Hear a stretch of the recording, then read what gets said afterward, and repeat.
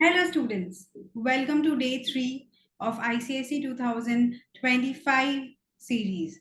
इस सीरीज में हम लोग कमर्शियल स्टडीज क्लास 10 को कवर कर रहे हैं अच्छे से। एंड उसके अलावा हम लोग अगर आप लोगों को इतना अच्छे से नहीं समझ आ रही है वीडियोस में या आपको बहुत ज़्यादा डिटेल एक्सप्लेनेशन चाहिए और एक्स्ट्रा क्वेश्चंस है मन में, तो आप मेरे को डिस्क्रिप्शन पे दिए गए लिंक पे क्लिक करके भी कांटेक्ट कर सकते हो। उसमें मेरा एक्स्ट्रा पेड कोर्सेज है, वो सब आप ले सकते हो। तो चलिए स्टार्ट करते हैं। This is C Gunjan Chaudhary, teacher by passion and chartered accountant by profession. So last class में हमने एक्सपेक्टेशन ऑफ स्टेक होल्डर्स को कवर किया था। बच्चों आप मेरा स्क्रीन देख लो अच्छे से, मैं स्क्रीन शेयर कर रही हूँ। तो आप देखो, एक्सपेक्टेशन ऑफ शेयर होल्डर्स के बारे में हमने पढ़ा था, जहाँ पे हमने एम्प्लॉयज, ओनर्स, शेयर होल्डर्स और मैनेजर्स के बारे में पढ़ा था। जहाँ पे एक एम्प्लॉयर का क्या होता है, एक्सपेक्टेशंस एक ओनर का, एक शेयर होल्डर का या एक मैनेजर का क्या एक्सपेक्टेशंस होता है अपने बिजनेस से या अपनी कंपनी से या अपनी ऑर्गेनाइजेशन से। ठीक है, तो अगर आपको इसका वीडियो देखना है तो आपको ऑब्वियसली डिस्क्रिप्शन में लिंक मिल जाएगा इसका। तो आप पहले वो वीडियो देखना, उसके बाद आप ये वाला वीडियो देखना। तब फिर मैं आपको फिर भी एक बार रिवाइज करा देती हूँ कि 5 एक्सपेक्टेशन आपको एग्जाम में लिखने को आएंगे और वो 5 एक्सपेक्टेशंस आपको बहुत अच्छे से लिखना है बच्चों, क्योंकि बहुत इंपॉर्टेंट है। अगर आप 4 एक्सपेक्टेशंस लिखोगे तो सिर्फ 4 ही मार्क्स मिलेंगे आपको। तो ये लॉन्ग क्वेश्चन में आता है इस बार, क्योंकि शॉर्ट आंसर्स का भी तो 2 मार्क्स के लिए पूछ सकते हैं, बट जनरली ये क्वेश्चन जो है ये 5 मार्क्स के लिए ही पूछा जाता है बच्चों। तो आप देखो, सेफ्टी ऑफ कैपिटल कंट्रीब्यूटेड, उसके बाद जितना पैसा मैंने लगाया है उसके ऊपर रेगुलर रिटर्न चाहिए, उसके ऊपर मेरे को अप्रिसिएशन चाहिए, मतलब कैपिटल बढ़ते रहे मेरा, और इंफॉर्मेशन, पार्टिसिपेशन, पब्लिक इमेज भी सही रहे। फिर एम्प्लॉयज का हमने 2 पॉइंट्स करके किया था। एक तो था कि अगर मैं जॉब करती तो सबसे पहले सिक्योरिटी ऑफ जॉब चाहिए, ये नहीं कि कल मैं जॉब पे गई और निकाल दिया। तो एक सिक्योरिटी होना चाहिए कि मेरे को कंटिन्यूटी ऑफ सर्विस, कि मेरे को सर्विस करने दिया जाएगा अगर कोई भी कंडीशंस कंजीनियल, मतलब कि अगर कुछ विपरीत सिचुएशंस हो तभी भी। नेक्स्ट है कि फेयर रेम्यूनरेशन, मतलब सैलरी और वेजेस तो सही चाहिए बॉस। और उसके बाद हमने 2 पॉइंट्स किया था कि सेफ्टी एनवायरनमेंट और safely and congenial hygienic working environment होना चाहिए, प्लस वेलफेयर फैसिलिटीज होना चाहिए। उसके बाद 2 टाइप की अपॉर्चुनिटीज हमको चाहिए थी, एक तो सेल्फ डेवलपमेंट, ग्रोथ, एजुकेशन वगैरह के लिए, और दूसरी कि प्रॉफिट्स में भी पार्टिसिपेट करने का मौका दिया जाए, डिसीजन मेकिंग में पार्टिसिपेट करने का मौका दिया जाए। एंड लास्ट 2 पॉइंट्स मैंने बोला था कि एग्जाम पर्सपेक्टिव से छोड़ दीजिए, क्योंकि बहुत छोटे हैं एंड अच्छे नहीं लगेंगे एग्जाम में लिखेंगे, जबकि आपके पास इतने बड़े बड़े अच्छे पॉइंट्स हैं। पॉइंट नंबर 5 एंड 6 अपॉर्चुनिटीज को लेके मैंने बोला था कि एग्जाम में जरूर लिखिएगा। इनफैक्ट पॉइंट नंबर 4 भी बहुत अच्छा है एग्जाम में लिखने के लिए। फिर हमने सप्लायर्स का एक्सपेक्टेशन किया था, जिसमें हमने स्विगी का एग्जाम्पल यूज किया था, और उसके हिसाब से हमने बताया था कि मैंने बताया था कि सप्लायर्स का क्या एक्सपेक्टेशन होता है। फॉर एग्जाम्पल, एक सप्लायर जो है वो चाहता है कि प्राइस, सबसे पहला पॉइंट आप देखो यहाँ पे प्राइस है, तो प्राइस जो वो फेयर होना चाहिए। उसके बाद वो रेगुलर एंड टाइमली पेमेंट करे, जैसा जैसा क्रेडिट टर्म्स है। क्रेडिट टर्म्स का मतलब कितना दिन में पेमेंट करेगा, उधारी कितने दिनों की होगी, कितना डिस्काउंट मिलेगा अगर जल्दी पेमेंट कर देगा, तो ये सब क्रेडिट टर्म्स होता है। तो fair price for the supply is regular and timely payment according to the credit terms, reasonable terms of delivery and payment. उसके बाद है regular orders for supply and healthy and cooperative inter business relationship, and last but not the least, correct information about companies financial position. Sorry, 1-2 point ऊपर नीचे हो गया, but आप समझ जाओ मैंने पूरा अच्छे से लिखा है, ताकि आपको बुक से पढ़ने की भी जरूरत ना हो। आप ये डायरेक्टली बुक में आपको इससे ज्यादा लिखा हुआ नहीं मिलेगा बच्चों, बुक में इतना ही लिखा हुआ है। अब आपको अगर इस ऐसा फ्लो में लर्न करना है या फिर आपको बुक के टर्म्स में लर्न करना है, 1 2 3 4 5 6, तो आप वैसा भी कर सकते हो, बस ताकि स्टूडेंट को कन्वीनियंट हो, इसीलिए मैंने पूरा मॉडल डिजाइन किया। चलिए अब आते हैं एक्सपेक्टेशन ऑफ क्रेडिटर्स से। तो अब ये स्टार्ट करने से पहले मैं बोलूंगी, वीडियो प्लीज शेयर करो अपने फ्रेंड्स के संग। सेल्फिश मत बनो इतने ज्यादा, फ्रेंड्स के साथ शेयर करो ताकि उनको भी हेल्प मिले। And be a blessing in disguise to them, क्योंकि आपको नहीं पता आपका कौन सा फ्रेंड स्ट्रगल कर रहा हो। एंड आई एम कॉन्फिडेंट मेरे वीडियोस देखने के बाद आप कुछ तो एग्जाम में लिख के आओगे, ब्लैंक तो नहीं रहोगे। तो चलिए एक्सपेक्टेशन ऑफ क्रेडिटर्स पढ़ते हैं। इसका शॉर्टकट है सर इज क्रेडिटर। तो इसमें मैंने इसीलिए शॉर्टकट्स बनाए हैं क्योंकि इतने सारे एक्सपेक्टेशन से बच्चे अक्सर कंफ्यूज हो जाते हैं। तो इसीलिए वो कंफ्यूजन को अवॉइड करने के लिए एक्सपेक्टेशन ऑफ क्रेडिटर्स। तो सर इज क्रेडिटर, सर में से एस का मतलब होता है सेफ्टी ऑफ लोन्स। तो क्रेडिटर कौन होता है सबसे पहले वो समझते हैं।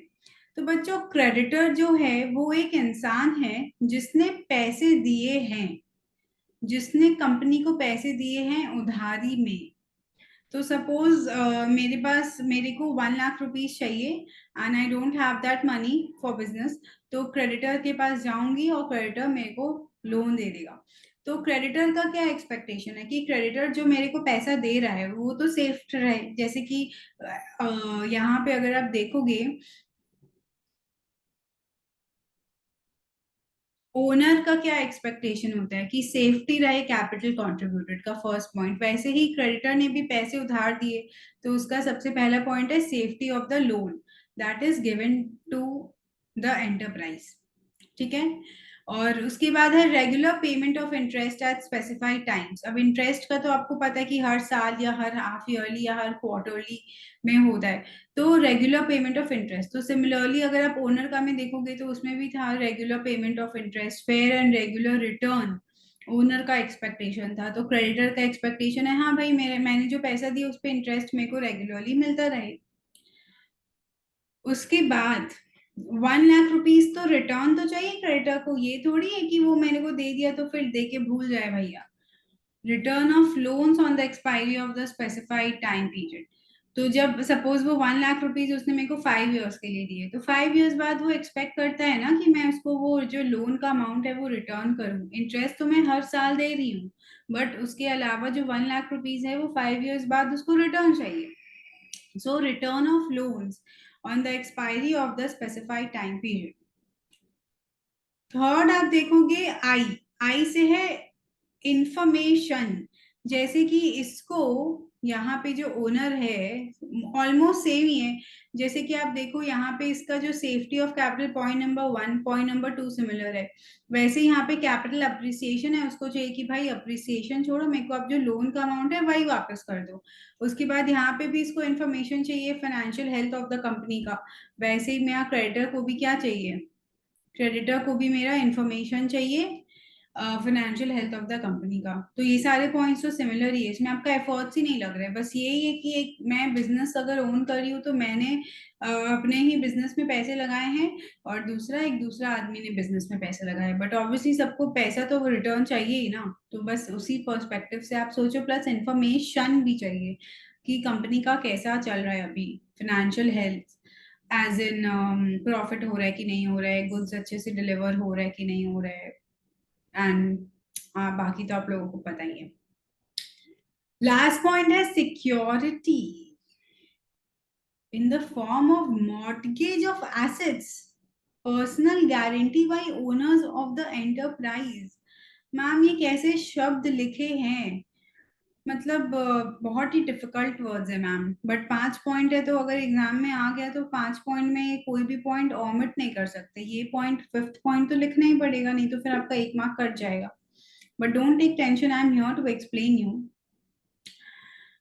अगर मेरे को एक बात बताओ, अगर I do not repay the amount to that person, मैंने उस पर्सन से 1 लाख रुपीज ले लिया उधारी, अब मैं अगर उसको 1 लाख नहीं रिटर्न कर पाई तो फिर वो क्या कर लेगा, कुछ कर पाएगा?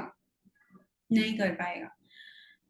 वो बात अलग है, आप बोलोगे कि वो गुंडे भेजेगा मैम पैसा रिकवर करने के लिए, बट ये सब चीज तो अच्छा बात नहीं है ना। बट अदरवाइज अगर मैं नहीं दे पाई उसको तो वो क्या, कुछ तो उसके पास होना चाहिए कि वो 1 लाख रुपीज भूल जाएगा। इसीलिए मैं उसको एक सिक्योरिटी दूंगी कि भाई साहब अगर मैं आपको रिटर्न नहीं कर पाई पैसे टाइम पे तो ये लीजिए, आप मेरा जमीन का प्रॉपर्टी का पेपर ले लीजिए, या फिर मेरा ये मशीन एक है बहुत महंगा है, 1 लाख 1.5 लाख का मशीन है, आप ये ले लीजिए, 1,50,000 का पेपर ले लीजिए। अगर मैं आपको लोन का पैसा नहीं रिटर्न कर पाई तो आप मेरे ये जो मशीन है ये बेच के आप अपना पैसा रिकवर कर लीजिएगा। सेंस बनता है। If that makes sense then like the video if you have not liked it. And अगर आपको ये अभी भी नहीं समझ में आएगा तो कमेंट में फिर पूछ लीजिएगा बच्चों, because if you do not ask an exam में यही वाला आ गया then you will lose out on 1 mark. And मैं हमेशा क्या बोलती हूँ, मेरे बच्चे 100 आउट ऑफ 100 लेके आ सकते हैं, बिकॉज ये सब्जेक्ट बहुत ईजी है, डायरेक्ट क्वेश्चंस पूछा जाता है। English, maths, Hindi, geography, Bengali and जो भी सब्जेक्ट्स है वो सब में टेढ़े मेढ़े क्वेश्चंस पूछे जा सकते हैं, बट ये सब्जेक्ट में क्वेश्चन सपाट सीधा स्ट्रेट क्वेश्चन का स्ट्रेट आंसर होता है, तो बहुत इजी है। तो security in the form of mortgage of assets, तो जो मैंने उसको अपना प्रॉपर्टी का या अपने मशीन का पेपर्स को दिया है उसको बोलते हैं मॉर्टगेज ऑफ एसेट्स। अब ये जो मशीन और प्रॉपर्टी का मैं बात करी उसको एसेट्स बोलते हैं बच्चों। अब वो एसेट्स का क्या डेफिनेशन है ये सब हम लोग चैप्टर 7 में पढ़ेंगे, जब हम लोग अकाउंट्स वाले चैप्टर पे करेंगे फोकस। तो फिलहाल के लिए आप इतना समझ लो कि प्रॉपर्टी, बिल्डिंग, मशीन वगैरह एसेट होता है, और मॉर्टगेज का मतलब होता है गिरवी। ये वर्ड जो है गिरवी, ये आपने बहुत सारी हिंदी मूवीज में, पुरानी मूवीज में सुना होगा। तो security in the form of mortgage of assets, security दे रही हूँ, किस फॉर्म में दे रही हूँ, एसेट्स का पेपर दे रही हूँ या एसेट ही दे रही हूँ जो भी। या personal guarantee bye owner of the enterprise. Personal guarantee का मतलब होता है कि अगर आप कंपनी को लोन दे रहे हो तो फिर अब जैसे अगर वो बंदा ने अगर सपोज रिलायंस इंडस्ट्रीज को दिया है लोन, तो मुकेश अंबानी अगर गारंटी दे रहे हैं कि ठीक है अगर ये रिलायंस इंडस्ट्रीज आपको लोन नहीं चुका पाए तो मैं चुकाऊंगा, तो Mukesh Ambani obviously he since he is the owner of the enterprise उसको अच्छे से वो अगर गारंटी दे देगा कि मैं चुका दूंगा अगर जियो फाइनेंशियल सर्विसेज नहीं दे पाया, तब ऑब्वियसली कोई जरूरत नहीं है, क्योंकि पर्सनल गारंटी भी एक टाइप का गारंटी होता है कि हाँ मेरा पैसा रिकवर हो जाएगा, आपसे नहीं तो किसी से तो हो ही जाएगा जो भी गारंटी देता है। अब जैसे कि अगर मैं नहीं रीपे कर पाई तो मेरे पापा ने गारंटी दे दी कि अगर मैंने नहीं रीपे किया तो मेरे पापा देंगे, तो फिर उस बेसिस पे भी वो क्रेडिटर ने लोन दे दिया मेरे को। तो बहुत ही सिंपल है बच्चों। Excuse me. Safety of loans that is given by them to the enterprise. Safety of loan, regular payment चाहिए किस चीज का, इंटरेस्ट का, रिटर्न चाहिए, तो सेफ्टी चाहिए लोन का, इंटरेस्ट चाहिए, रेगुलर पेमेंट्स ऑफ इंटरेस्ट, तीसरा चाहिए रिटर्न चाहिए लोन, इंफॉर्मेशन चाहिए about the financial health of the company, और सिक्योरिटी चाहिए कि अगर वो नहीं पैसा लौटा पाया तो या तो एसेट्स गिरवी कर रख दो, मॉर्टगेज ऑफ एसेट्स, या पर्सनल गारंटी दे दो एंटरप्राइज के ओनर का। एक बार फिर सुन लो अगर आपको नहीं समझ में आया, एक बार फिर स्टार्ट करते हैं। सिक्योरिटी दे दो इन द, किस हिसाब का, in which form, security in the form of mortgage of assets, assets को गिरवी रख के मॉर्गेज ऑफ एसेट्स, या फिर personal guarantee from the owner of the enterprise.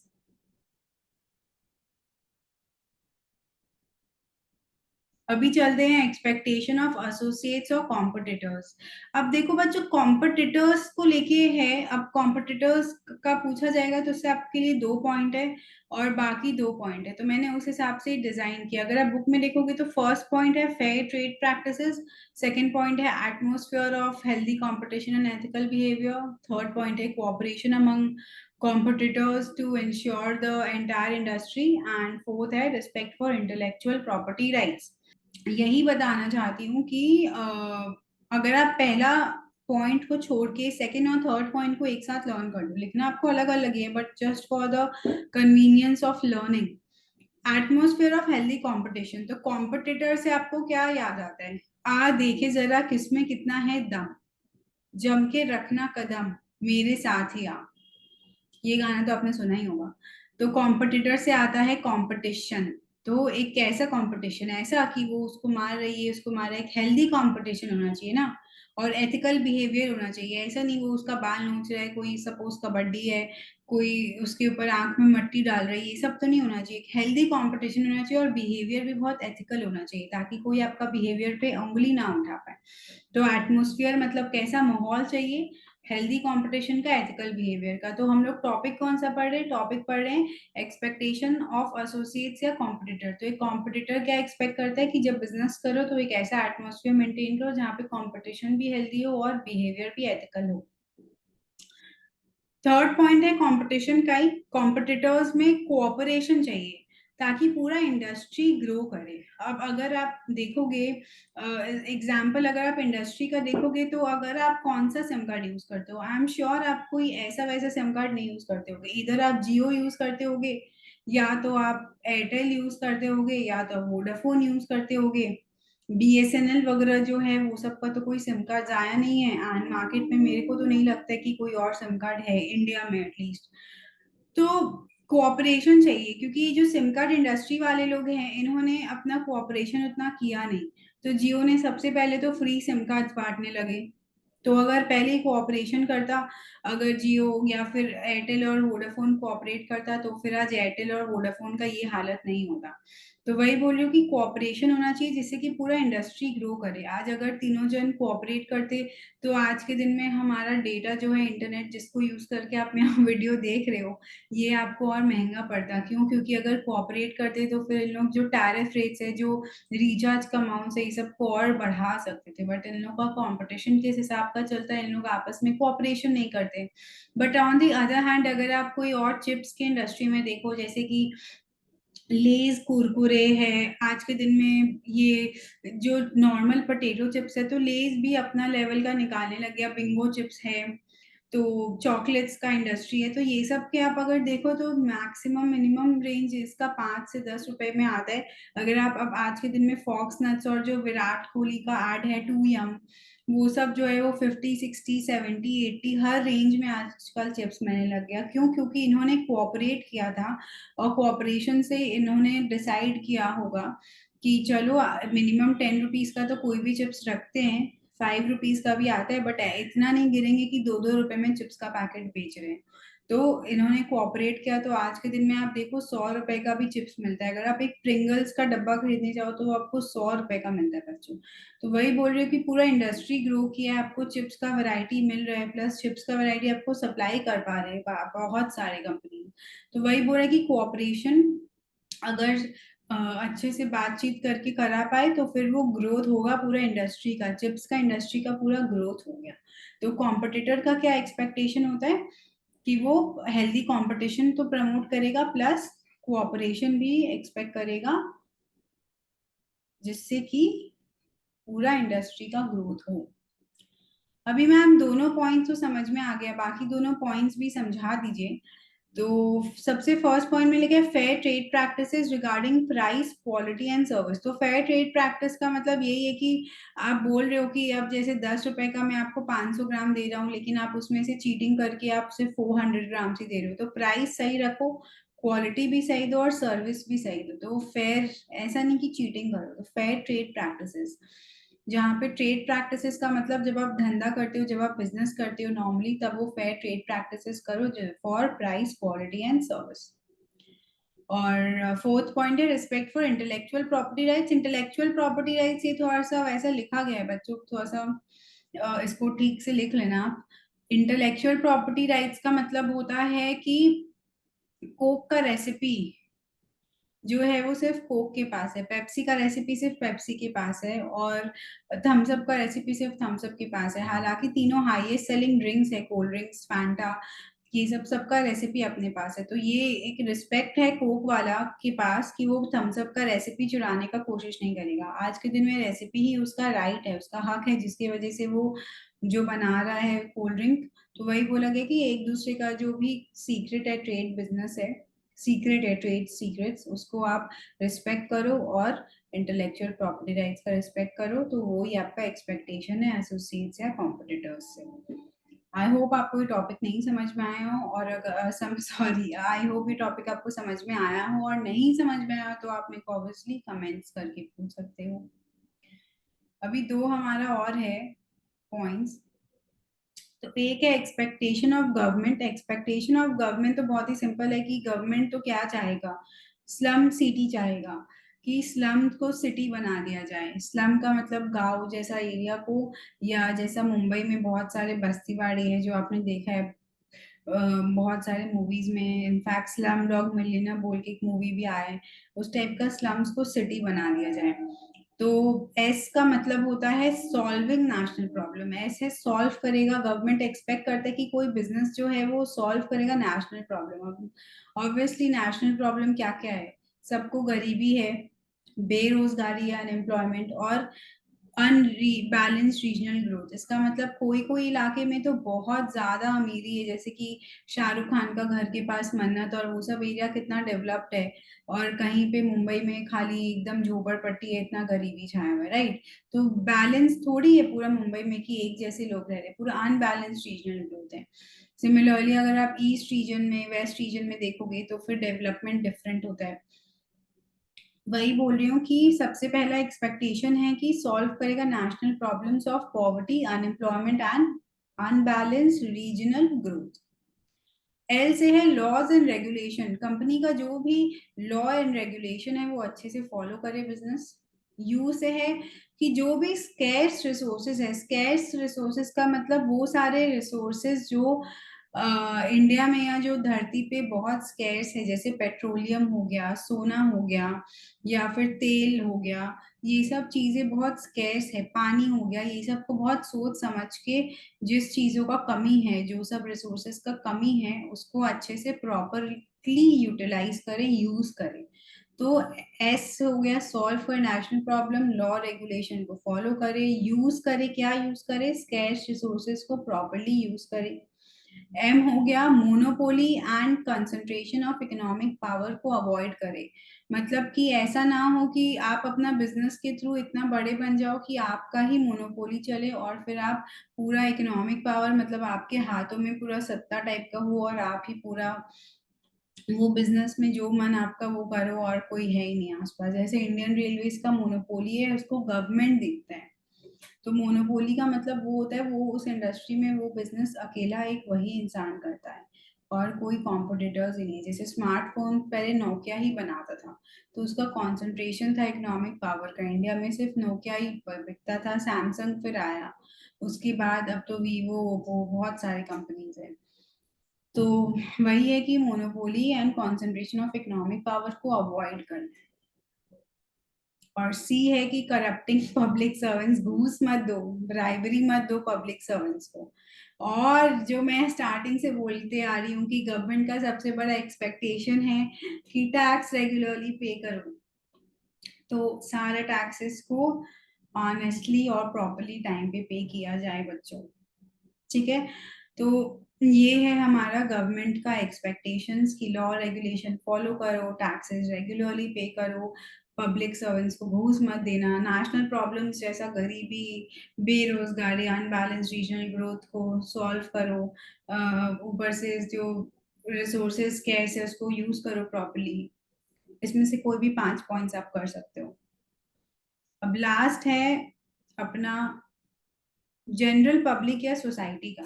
अब आप बिजनेस करोगे तो जो जनरल पब्लिक है या जो सोसाइटी है वो भी आपसे एक्सपेक्टेशन करेगी। इसके लिए तो सबसे पहले तो उन लोग पी पी पी पी, उन लोग शहनाई बजा देना, P P P P P P P P P P P P P. हंसना बंद करो बच्चों, आई नो मैं बहुत अच्छा नहीं गाती हूँ। तो पीपीपी का क्या मतलब है, प्रोटेक्ट, प्रोड्यूस एंड प्रिजर्व। तो जनरल पब्लिक, पब्लिक भी पी से ही है बच्चों। पब्लिक या सोसाइटी का क्या एक्सपेक्टेशन है, प्रोटेक्ट करो, प्रोड्यूस करो, प्रिजर्व करो। प्रोटेक्ट, प्रोड्यूस, प्रिजर्व मतलब कि रक्षा करो, पैदा करो और रक्षा करो। फिर से प्रिजर्व का मतलब संभाल के रखो बेसिकली। तो प्रोटेक्ट करो, क्या प्रोटेक्ट करो, एनवायरनमेंट को पॉल्यूशन से प्रोटेक्ट करो। ऐसा नहीं कि आप सामान बना रहे हो, इंडस्ट्री बैठा रहे हो और फिर आप हवा में एयर पॉल्यूशन दो, पानी गंदा करो, वाटर पॉल्यूशन, नॉइस पॉल्यूशन, ये सब चीज से प्रोटेक्ट करो आप, ठीक है। प्रोड्यूस करो, मतलब कि सोशली डिजायरेबल प्रोडक्ट्स। आप ऐसा मत बनाओ कि आप ड्रग्स बना रहे हो या फिर आप कुछ ऐसा तंबाकू बना रहे हो, वो सब चीज नहीं। सोशली डिजायरेबल प्रोडक्ट्स जो सोसाइटी को जिसकी जरूरत हो, जैसे बच्चों को पेन पेंसिल की, या फिर जैसे कि कुछ मशीन्स की, या कुछ इनोवेशन, एक अच्छा सा कुछ बनाओ जिसकी सोसाइटी में जरूरत हो। तो नेशनल इंटरेस्ट और प्रायोरिटीज को मद्देनजर रखते हुए कि आपकी देश को क्या चीज की जरूरत है, क्या चीज में इंटरेस्ट है, उस हिसाब से आप सोशली डिजायरेबल प्रोडक्ट्स को प्रोड्यूस किया जाए। और प्रिजर्व करो सोशल एंड कल्चरल वैल्यूज को। ऐसा नहीं कि आप बिजनेस कर रहे हो और फिर वहां पे आप गुंडे लोगों को बुला रहे हो और फिर ये सब जो मूवीज में दिखाता है वैसा नहीं। प्रिजर्व करना है आपको सोशल और कल्चरल वैल्यू। ठीक है। तो ये तीनों पॉइंट्स तो आपका एकदम हैंड इन हैंड जाएगा। आपको पब्लिक या सोसाइटी का नाम सुन के शहनाई आपके कानों में गूंजनी चाहिए, और आपको प्रोटेक्ट, प्रोड्यूस और प्रिजर्व के बारे में आपको याद आना चाहिए। प्रोटेक्ट का मतलब है protect the environment from all types of pollution, produce socially desirable products as per national interests and priorities, and preserve social and cultural values. Okay बच्चों, अभी थोड़ा सा ऐसा बोलना पड़ता है, नहीं तो आपको नहीं समझ में आएगा और लर्न भी नहीं रहेगा ना। मेन तो मेरा मकसद है कि लर्न कराना है ये सब चीज। थर्ड पॉइंट अगर आप बुक में देखोगे तो वो है कि help weaker sections of the society by giving them preference in employment. अगर आप ने श्रीकांत मूवी नहीं देखी है, वो आपका राजकुमार राव का है। वो एक अंधा होता है और वो बहुत विजनरी इंसान होता है। नेटफ्लिक्स पे है श्रीकांत राजकुमार राव का, बहुत ही अच्छा लगा मेरे को वो मूवी बच्चों। उसमें ना वो बोला कि मैं अंधा हूँ, मेरे को भीख नहीं चाहिए। मेरे को क्या चाहिए? मेरे को भी इक्वल स्टेटस चाहिए सोसाइटी में। वो लड़ झगड़ के वो एक बिजनेस चालू करता है। ऐसे नहीं कि पढ़ाई नहीं किया बिजनेस चालू कर लिया, पूरा लड़के वो पढ़ता है, टॉपर होता है अपने कॉलेज का, और ये रियल स्टोरी है। उसके बाद वो फॉरेन जाके करके आता है कोई कोर्स, उसके बाद फिर वापस से इंडिया आता है कि मैं अपने इंडिया के देशवासी का सेवा करूंगा, मैं फॉरेन में रह के जॉब नहीं करना चाहता हूँ। तो वो इंडिया आता है, उसके बाद इंडिया आके वो बिजनेस चालू करता है। और उस बिजनेस का मोटिव ये रहता है कि वो जो वेस्ट होता है वो वेस्ट से पैकिंग पेपर बनाता है, और अंधों के लिए वो बिजनेस चालू करता है, जहाँ पे अंधे लोग और जो अंधे के फैमिली वाले लोग हैं उन लोगों को वो एम्प्लॉयमेंट देता है, उनको प्रेफरेंस देता है ताकि उनको वो नौकरी पे रखे। तो उसका अल्टीमेटली मोटिव क्या है कि जो वीकर सेक्शन है सोसाइटी में उनको प्रेफरेंस दे, जो गरीब लोग हैं उनको प्रेफरेंस दे। तो ये मूवी एग्जैक्ट दर्शाता है कि help the weaker sections of the society by giving them preference in employment. Next है improve the standard of living by people. एक मिनट। तो थर्ड पॉइंट में मैं यही बोलूंगी कि जो सोसाइटी था, जो बाकी अंधे लोग थे, उन लोग का क्या एक्सपेक्टेशन होगा कि एक अंधा बिजनेस चालू करे तो बाकी अंधों को मेरा सोसाइटी का क्योंकि एक बंदा है वो सबको हेल्प करेगा। यही बता रही हूँ। फिर है इम्प्रूव स्टैंडर्ड ऑफ लिविंग। तो लोगों का स्टैंडर्ड ऑफ लिविंग इम्प्रूव करे bye promoting educational, medical, cultural institutions, जहाँ पे वो standard of living of people को प्रमोट कराए, करे अच्छे से एजुकेशनल, मेडिकल, कल्चरल इंस्टीट्यूशंस। तो लोगों का जीने का जो स्टैंडर्ड है वो बढ़ाए, एजुकेशनल चीज़ों को प्रमोट करे, मेडिकल फैसिलिटीज प्रोवाइड करे, कल्चरल इंस्टीट्यूशंस मतलब स्कूल कॉलेज वगैरह या फिर कोई आर्ट वगैरह का कुछ इंस्टीट्यूशंस वगैरह बनाए। और ऑब्वियसली भाई डोनेशन तो आता ही, donate the funds for charitable and public welfare activities. तो डोनेट करना है फंड्स फॉर चैरिटेबल, चैरिटी के लिए थोड़ा दान धर्म पुण्य करो, और पब्लिक वेलफेयर के लिए ये सब चीज़ों के लिए थोड़ा सा दान पुण्य करो, डोनेट करो फंड्स। तो ये है हमारा सोसाइटी का एक्सपेक्टेशंस, प्रोटेक्ट, प्रोड्यूस, प्रिजर्व। गरीब लोगों का मदद करो, स्टैंडर्ड ऑफ लिविंग इम्प्रूव करो, और फंड्स को डोनेट करो for charitable and public activities. तो ये एक इम्पॉर्टेंट टॉपिक है। ये जो पीडीएफ है अगर आपको चाहिए तो आप मेरे को कमेंट करके बताना, और लिंक पे क्लिक करना। लिंक पे डाल देती हूँ मैं, कमेंट कितना करोगे आप, लिंक पे क्लिक करना तो आपको मिल जाएगा ये पीडीएफ। और दूसरा बात है कि मैं क्योंकि अब चैप्टर 1 खत्म होता है, अगर आपका चैप्टर 1 से रिलेटेड कोई भी क्वेश्चंस होता है तो आप मेरे को पूछना कमेंट्स पे। और सेकंड चीज मैं ये बोलना चाहूंगी कि मैं इसके ऊपर जो क्वेश्चंस है स्पेसिमेन पेपर से या फिर एक्सपेक्टेड क्वेश्चंस फॉर आईसीएसई 2025 वो भी बहुत जल्द अपलोड करूंगी after I teach some few chapters. तब तक आप ये चैप्टर को लर्न करके रखना। और अगर आप टेस्ट लेना चाहते हो तो मैं एक लाइव Q&A सेशन भी रखना चाहूंगी फ्यूचर में, जिससे कि आपका रिस्पांस देख के मैं बताऊंगी कि कितने बच्चों ने वीडियो देखा है, शेयर किया है। अगर अच्छा रिस्पांस आया तो मैं एक लाइव क्वेश्चन आंसर सेशन रखूंगी जहाँ पे आप अपने क्वेश्चंस पूछ सकते हो और मैं भी आपसे क्वेश्चन पूछूंगी तो आप आंसर दे सकते हो आपने जितना लर्न किया है, प्लस आप अपना फीडबैक भी दे सकते हो।